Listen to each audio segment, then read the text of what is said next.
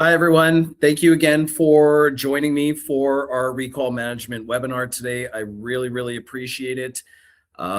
Excited to meet with you all and to go through proper recall management in offices, some of the challenges that offices are having, a complete run through, and how I can connect everything together for you the way it should be.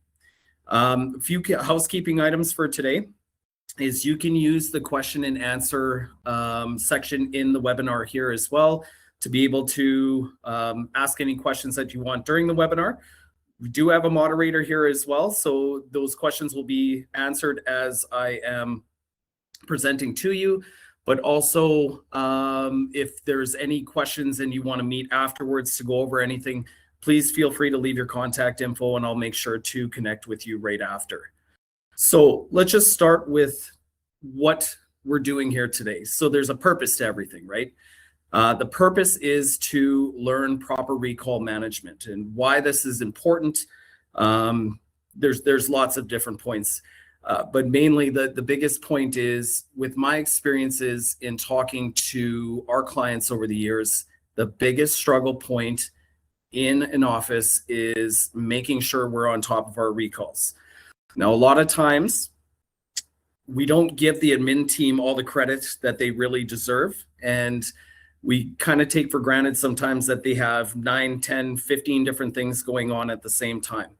And a lot of this has to do with what our protocols are in the office for managing recalls, what are our policies and consistency on keeping on top of our callback dates, and not letting things slip through the cracks. So this is the reason why I wanted to do this, was to show you how we can streamline this, how we can help you to fix anything that is missing in the clinic, procedural wise, protocol wise, but also to make sure that you guys are on top of your recalls. And I would say the last part of the purpose is, there's a vulnerability in relationships. And when we have a relationship with an office, or even non-clients that we're talking to, because this is recall management across the board for all different types of offices, is having those moments and those key conversations to, when we talk about the challenges, to be aware of where they're stemming from, how we can help fix them. But it all starts with a conversation. So that's another reason why I wanted to put this together, because hopefully I can drum up some conversations with some of the offices that I haven't spoken to about this, because I know for the offices that I have spoken to, we are helping them to go from level 1 to level 10 and getting themselves to be experts in how to manage this for their office. So what I'll do is, I'm going to share my screen here. I'm going to share some slides actually with the office, or sorry, with all of you, because I want to kind of just go through a few points that are going to make sense to everything that I'll be talking about for today. So just jumping in here to share my screen. Perfect. Okay, let me just share this. You just jump in here. Okay, so today's webinar, again, is from what is a recall to better execution.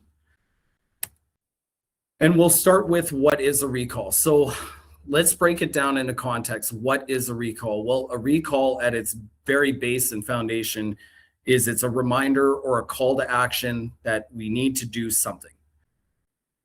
When I ask these questions, when I've been doing presentations and when I do demos and have conversations with offices, we kind of have that concept, but we don't have this fully engaged in the software or in our protocols. So again, this is a key thing, to have those reminders in our day-to-day as to what we need to follow up with. And that essentially is a recall. It's not just for hygiene, but that is what a recall is.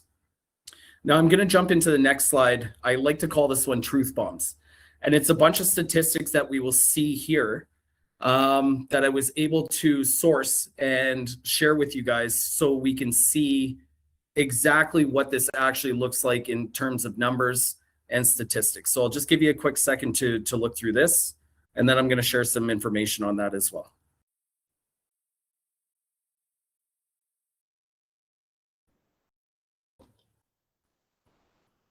So what we see here through these points outline not just what hinders an office from growing, but it also the potential revenue that poor recall management can have and the effect that it has on clinics. So even here with the first point of 1 in 3 dental offices reported challenges in managing increased patient demand, that's 33% of offices that are either very behind, or they have major challenges to be able to fill those chairs. And just looking at a revenue stream, even at 15% for a clinic that has 2,000 active patients, and if we look at what they would be contributing to the office in a year for revenue, just seeing here that there's a potential of that in lost revenue for the office. So we don't, a struggle point for a lot of offices is patient acquisition and patient management as well. When we're letting people fall through the cracks, we're spending more on marketing to try and make up that difference. When if this is properly in place, it's going to help us to mitigate that risk and also to manage the people that we have and form those long-term relationships with those patients. So that's a major part of the actual results of poor recall management. Now jumping over to another slide here. So what are the consequences of poor recall management? Well, I'll let you read through as I kind of talk over this. But again, just like I just mentioned, there's a decline in patient retention. We don't want to lose these people, and that relationship management is your number one priority. There's an increased risk of oral health issues. Now, you as the authority figure for your office and in your community, you want to make sure that we're providing the best oral health care that we can for the people that are in our community, right? So that ties into a lot of this as well, is making sure that you're known for that. There's revenue loss, what I just outlined on the previous slide as well, and missed appointments and underutilized chair time. This directly impacts the practice. And there's also technology gaps as well. So I can say from my experiences in the offices that I manage, that I have everyone on a complete different scale. I have people who are, I only want to do phone call, I'm still paper charts. That's just, there's a segment of people that are like that, to people that are fully digitalized. When we have that technology gap, we're still relying on manual systems, and the manual systems, are good to the one person who's managing it all from the front, whether that's a key administrator or an office manager. But if everything is written down, or only that one person is the gatekeeper to all the knowledge, and God forbid anything ever happened to them, right? I've had scenarios like this where I've talked to offices and they're like, hey, we're in a real bind and we need to get someone in place. I need training right away. I need to bring my staff up to par. Like, all these things kind of interconnect. But again, this all comes back to recall management as well, because when we're not using technology for what it's intended for, and streamlining our process and not having to run through lists and print off reports, we're actually just creating more time throughout our day that's unnecessary. And I'm going to show you that as I go through a few examples here as well. So to jump over to another slide here, just as the last slide of some notes and some statistics here, I just wanted to show what I was able to source and find from the CDA. And this is running back to about 2023. I don't know if you've ever looked at statistics. Sometimes they're not coming out for 2025 until late 2026 or 2027. But the statistics that I found here are 74% of Canadians visited by a dentist in the past year, but only 56% are maintaining a regular recall schedule. So again, some of the challenges in the offices that I talk to is long chair wait times. So someone comes in on a 6-month recall today, takes them to, let's just say, August, but I don't have the space or capacity to bring you in. I got to book you into next March. Right? So that's going beyond that scope of the needed recall timelines. Sometimes it's just a lack of a formed relationship. And we know we're not always going to have in-depth relationships with every single patient that we have.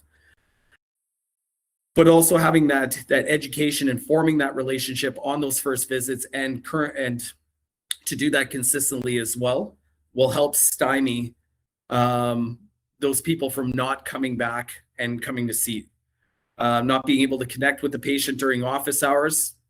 This is a big one, especially, and our admin teams know this very, very well. A lot of people work during that 9 to 5 hour system. They don't have an automated recall system that can reach out to patients after hours or before they go to work, just as a quick reminder to say, hey, you have an upcoming appointment, or if you want to confirm your appointment, please click the link below, or booking their own appointment with online booking. So this is where that lack of technology to have these things in place that's going to help you can also hinder the office. And then, of course, as well for patients that were doing recalls on treatments. No patient payment plans for out-of-pocket payments. I've had a few conversations where we're losing patients and not contacting them right away to help them to understand, that their treatment or their conditions could worsen over time.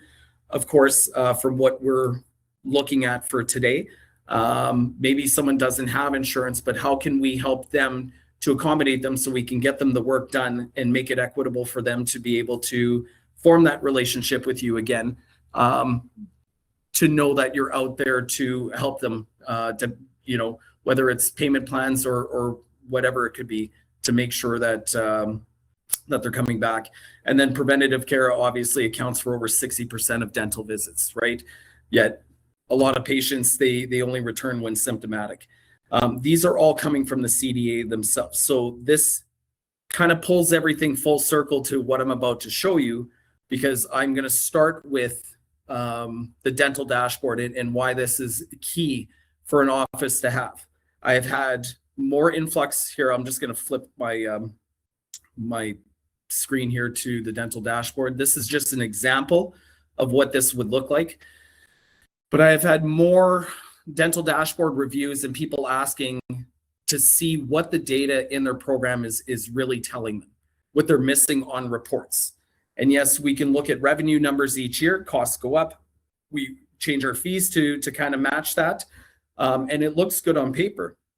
But when we actually look at what the data is showing us in your clinic, this is where we can really kind of focus in on those areas. Okay, is there areas of concern? And if there are, how can we help you to get over that hump and to be able to set better systems in place? And like I said, to make things more streamlined. So when I'm looking at the dental dashboard here, and I'm open to having reviews with any of you out there, any non-clients of Maxident, please feel free to give me a call as well, because we have things that can help you with services outside of what this dental dashboard can show you. But in all reality, for today, I'm not going to do a full review of this. I'll do that individually with each office, but I'm just going to focus in on the first section we see there, which is recare and the active patients. So here's just an example of what this would look like for a general office that I would be helping and running the dental dashboard on. And this is probably more common than anything. So when we look at the recare based on our active patients, we get a pie wheel chart here that's colored. I kind of always assimilate this to being like a traffic light. Green is great. Future appointment with a hygienist, that's a recall that is tied to a dental appointment. So these are the people that we want to see, is everybody in the green or as much as possible. The yellow is kind of a caution here. We've got a future appointment that's scheduled with a dentist, but we do not have a recall for a hygiene appointment. And then the red is we need to stop and take a look at this, because we have no future appointments for the clinic throughout our active patient base. So this here is showing that out of this office, there's 44.24% of patients that have no future appointment at all. So that's concerning, right? And this is where we want to dive deep into, because who are these patients? How can we identify them? How can we reach out to them? What's the best method of doing this? Because let's just say I have 2,000 patients and 44% of them have no future appointment. How do I go through a list of calling 800 patients and trying to find out, have you moved? Has something changed? Are you now going to another office? This is something that we would want to key in on for sure. So the data always has a story behind it. Okay. I don't know the full story. You would know the full story at the office, but this is where we would key in first to see who these people are and what's the best method that we go about from here, from reaching out to them and trying to get them back into the office so we can keep your chairs full. So when we look at the dental dashboard, it's going to tell us that information. Now we should dive into what this actually looks like when it comes to doing this properly in Maxident itself. So I'm just going to jump out of here for a quick second. I'm going to pop up my Maxident. There we go. So this is a brand new patient that came in. I've got all their patient information here on the profile. I have them in the chair right now. The hygienist is kind of come back up to the admin and say, this person needs to be on a 6-month recall. Perfect. So this little pink tab here that has recalls, this is our recall manager. Now I'll also add in for those offices that do have digital charting, they can actually book their recalls from the back and relay that with the treatment information directly to the front. So by the time everything is relayed to the front, this is actually one less thing that is on the receptionist to try and find out. And again, like I mentioned, they're the heroes of the day. But when you're doing 10 to 15 things, from answering phone calls to checking people in, checking people out, insurance verification, I'm on the line for them, whatever is going on in that moment, things can get missed. So if your protocol right now is to send everything up to the front, okay, that's okay to have that, but we want to make sure that we're using recalls effectively and tying this all together and shrinking that red number in the dental dashboard. So this patient, like I mentioned, the hygienist comes up front, says, we're going to put him on a 6-month recall, no problems. From the front, I'm going to edit. Most of you know this. We're going to go to add a recall. Now I would have my recall types and everything that I would be using recalls for right here. I've got one for hygiene. I've got the categories here for the specific recalls themselves. Again, a recall is not just for hygiene. This could also be for a treatment consultation, to call them to get them back in, or I need to call them in a few days after we've submitted their claim to insurance to make sure that we can book them in after they get the response directly from insurance as well. So I've got here treatment to be booked. So like I said, again, this is where this information is for when we use this. Again, I'm just going to do a 6-month recall. I automatically have this set up to pull the right units of time. And then from here, I just hit save and close. So right now, technically, I have offices right now that use it this way. And then there's nothing else that we do. This is not an actual appointment that's been booked. This is just showing the recall itself. Now I'm speaking to new patient while they're in front of me. They want to go ahead and book the appointment. No problems. Recall dates for the 13th. I just hit book appointment. You can open this up. My scheduler should be opened up to August 13th. Perfect. So Mr. New Patient, I have some time here from 3 to 4. Did you want to come in for that time? Yes, I do. Apologies. 3 to 4. So then this pop-up window comes in. Very simple. The big key thing that a lot of offices miss is this area right here. This is attaching that recall to the actual appointment itself. That's the check mark. That's the thing that most offices are missing. So this is a key item to key in on, because once I then go in here and I hit save, the appointment is now saved in for that time. I have all the information that I need, 60-minute appointment, and the recall is actually now linked to that appointment itself. So big thing here is beforehand, it shows is booked. There's no check mark there. I'm going to hit save here. Now it's going to show that it was booked. So now this is actually tied together properly.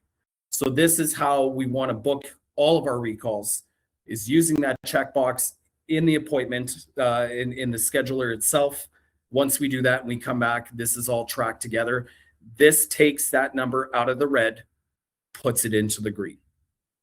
So this is exactly what we need to do. Now, this is just a small case scenario.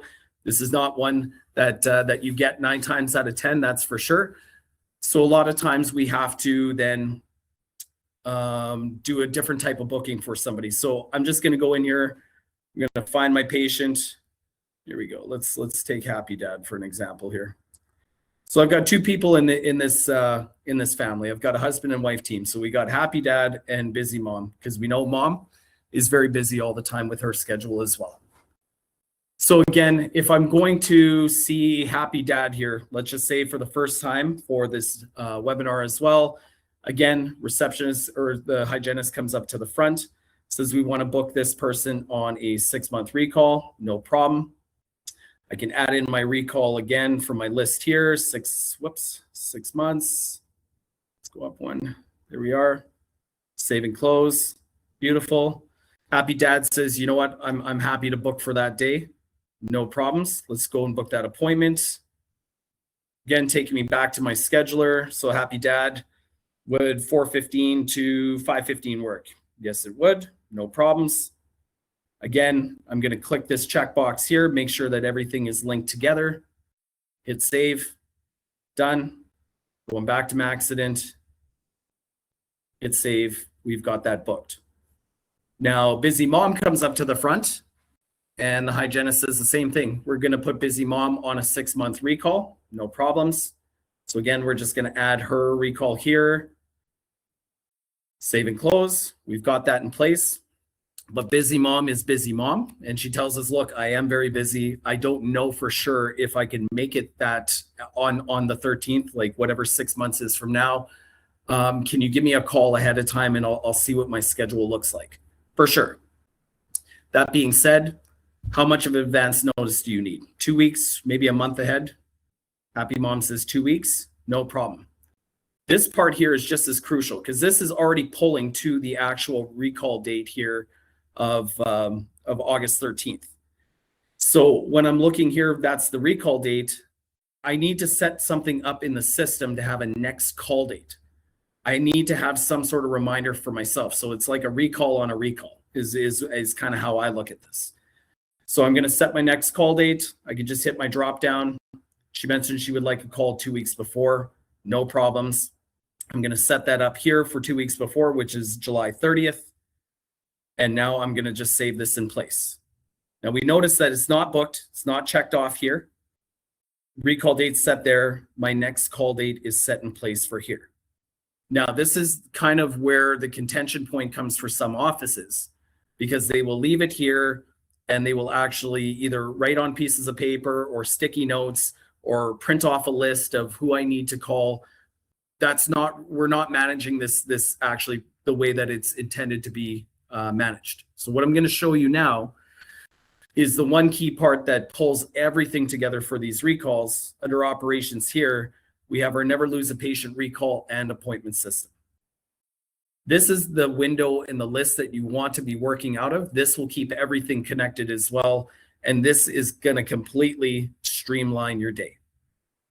So if I go here to change search criteria for recalls, this sub window comes in, and now what this is essentially doing is it's giving me an area to find all the information that I need. We have some hot buttons up here that you can use, but these are the 2 main areas right here.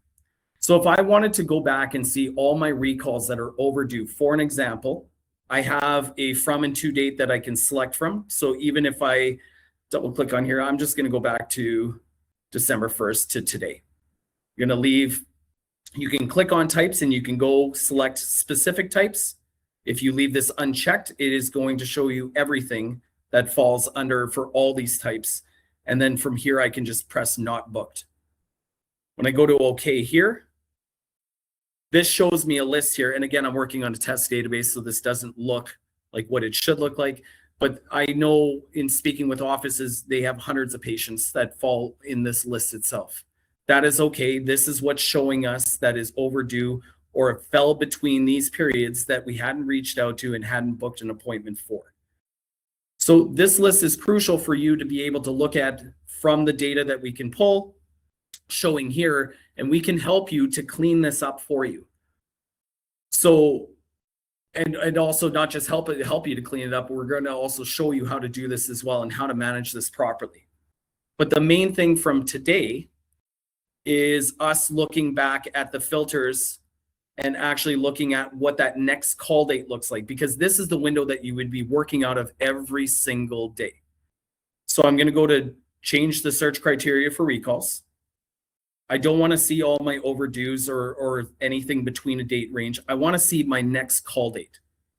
Now for you at the office, essentially you're going to be clicking today and today's date, and that's going to bring up that information for you.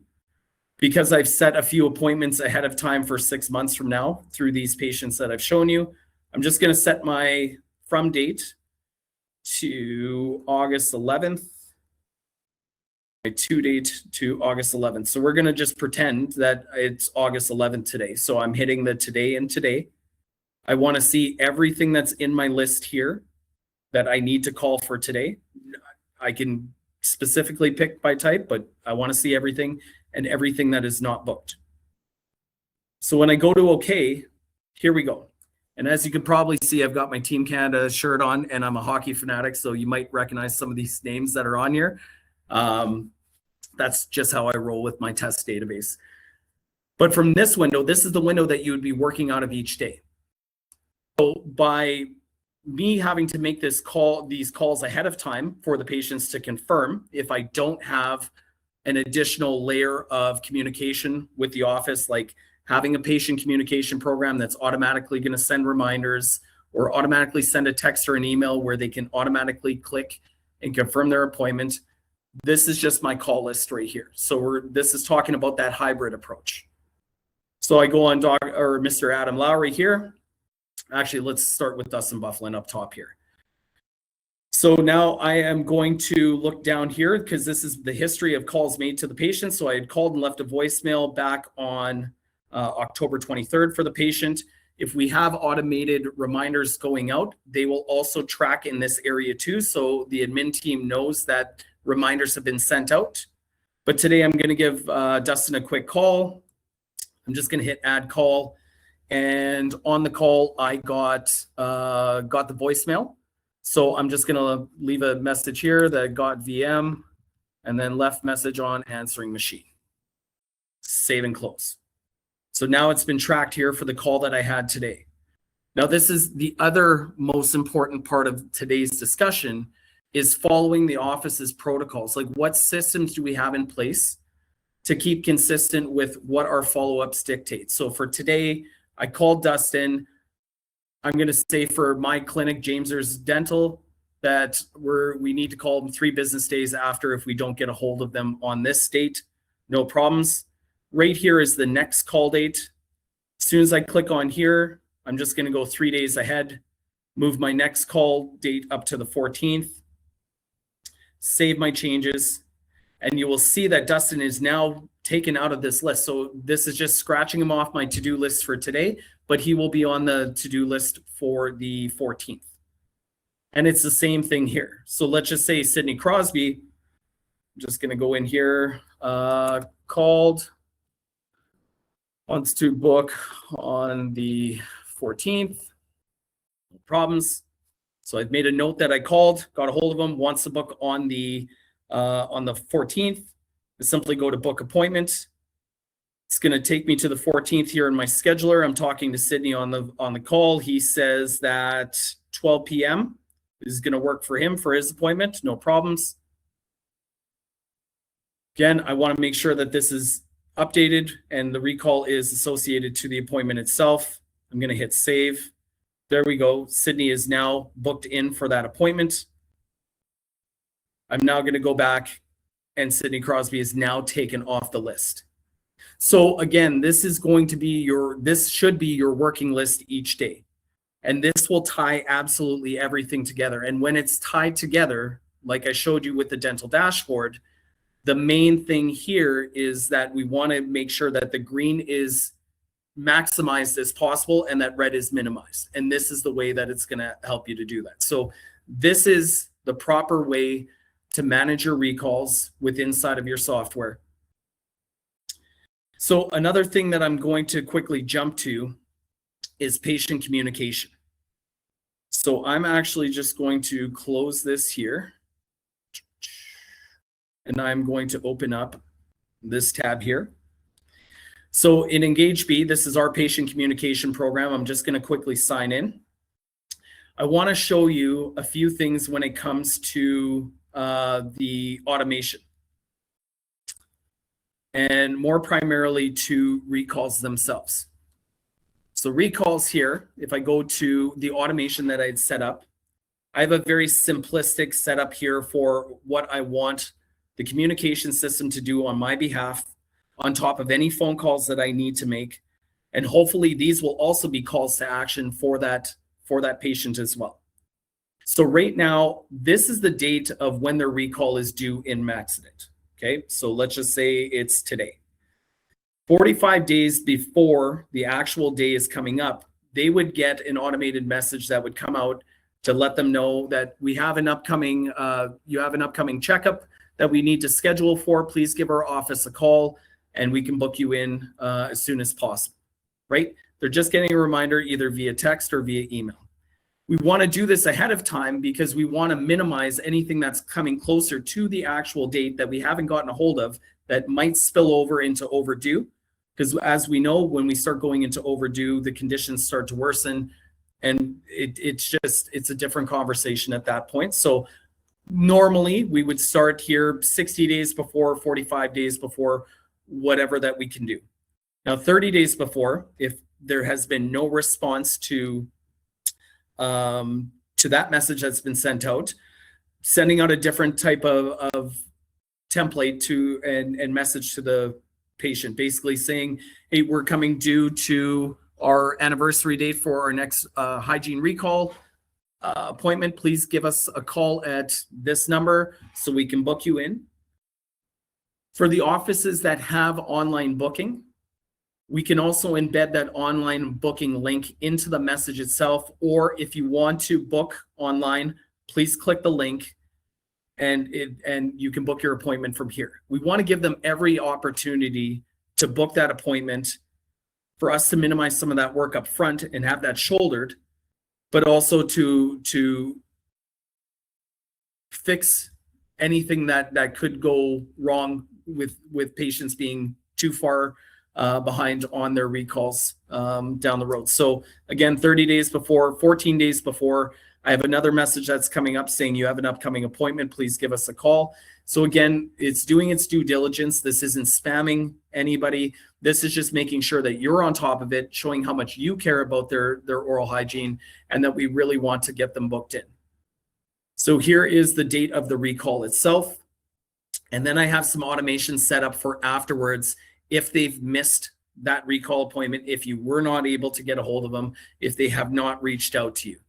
Now, each of these templates, I have put in a specific template for this, and I'll just quickly run through a couple with you here, just so I can show you what's been effective for some other offices. So here in my 30-day after reminder, I have a reminder going out to an office here, and we've also put a little illustration here because a lot of people, as you know, are very visual, and sometimes they can get reminders and forget about things, and my day got too crazy.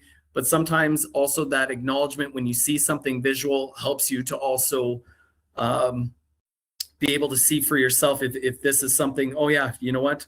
I can see that I have a little bit of plaque on my, yeah, I need to call and book that appointment, right?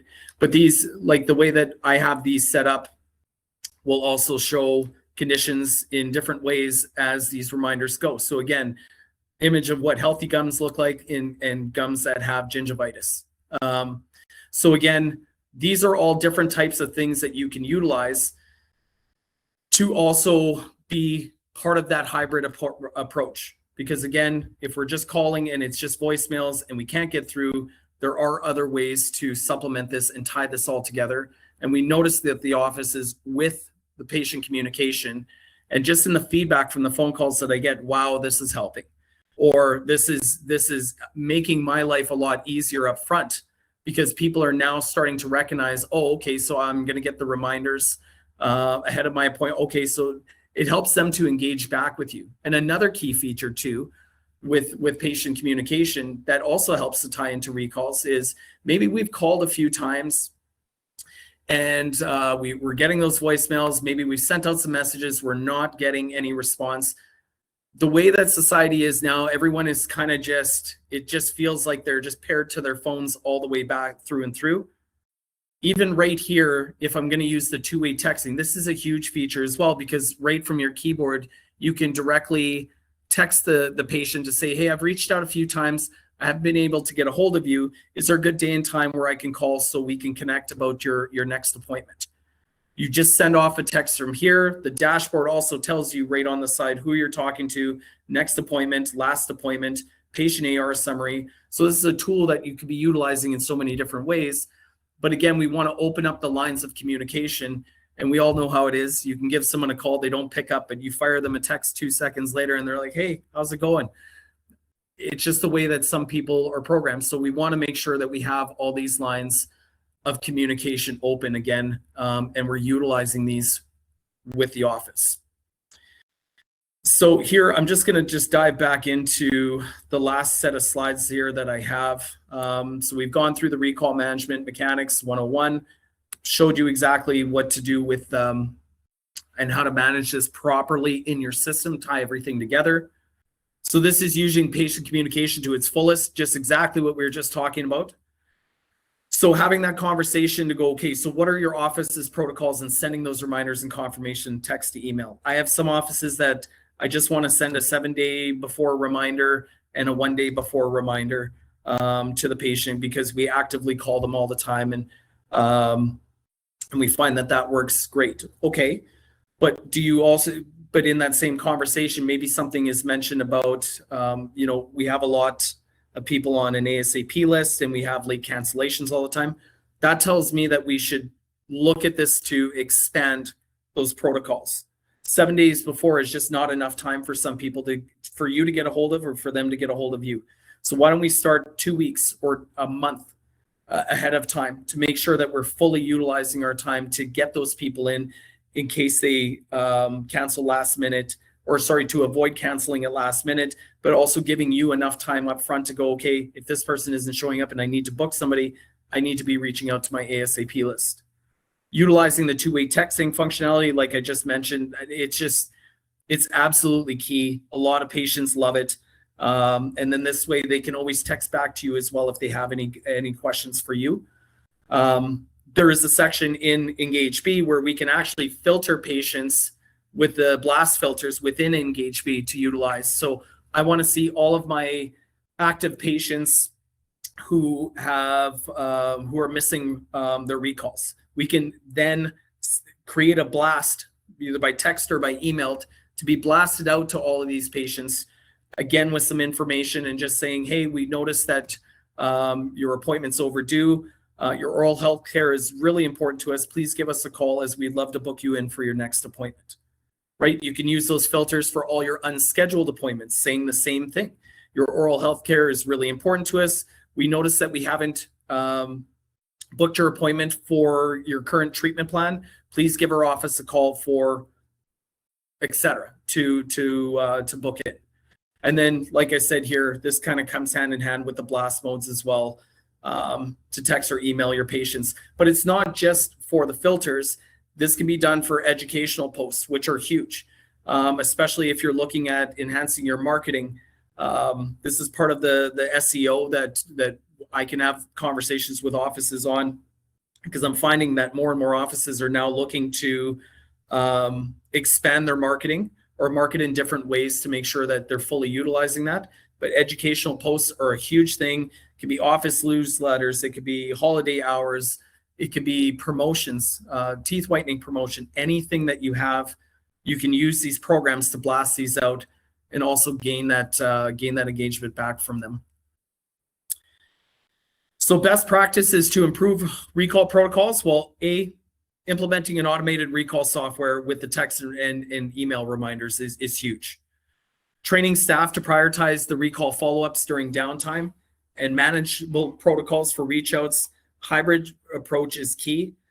You can have one, you can have the other, but when you have both in place, that's really where we see a lot of our offices that I've had a dental dashboard review with a year ago, 2 years ago, make significant jumps in their green and losing that red area.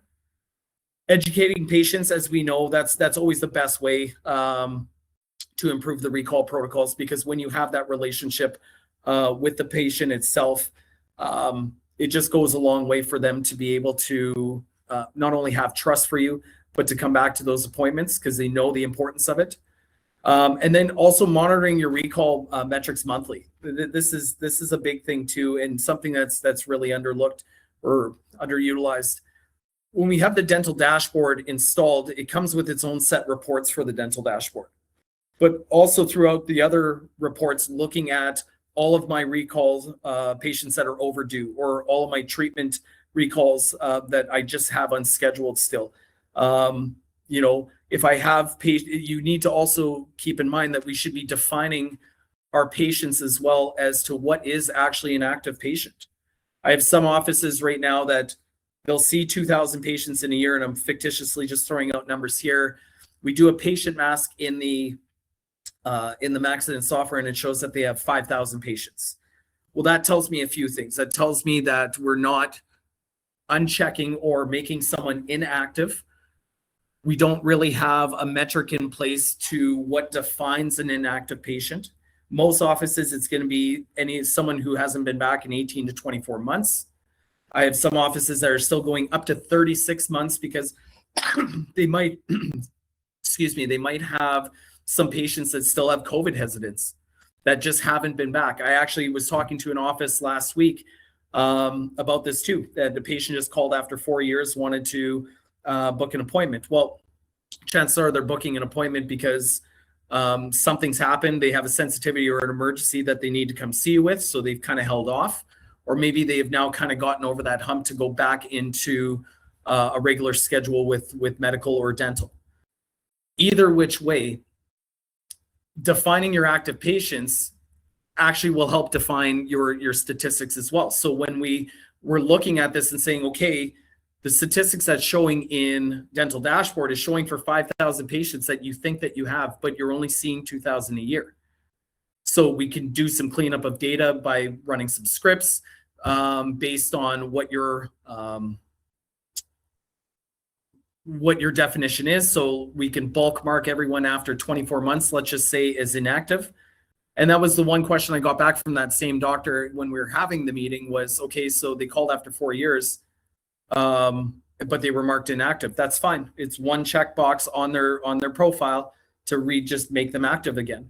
This way, we're actually looking at data that makes sense and is now becoming clean, right? And that's another thing is over time, there's human error. There are lots of different variables as to why data can get dirty, but not doing the recall and the management properly, that's one of the key contributing factors. Offer online booking to be integrated into recall automated messages. Again, an underutilized thing where we can set up an online booking on your website. We can set it up so when the patient clicks on, basically they would pick whether it's for a hygiene appointment, whether it's for an emergency. We can define what those would look like in your scheduler, customize that to basically the chairs that you would have open and the time slots that you would have open for someone to book.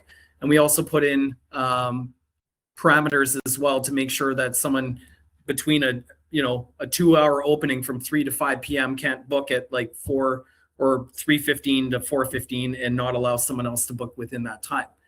So by giving them also the option to book their own appointment based on all the parameters that you want to set in place, again, it's just another convenience for a patient not to be able to not call you and not say, I couldn't reach you because it was after hours.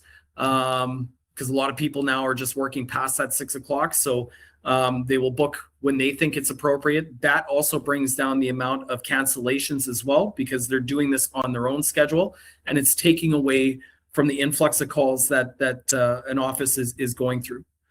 And then also having the automated reminders being sent out at various times That's another thing as well. So not everyone's available at 10 a.m. or 9 a.m.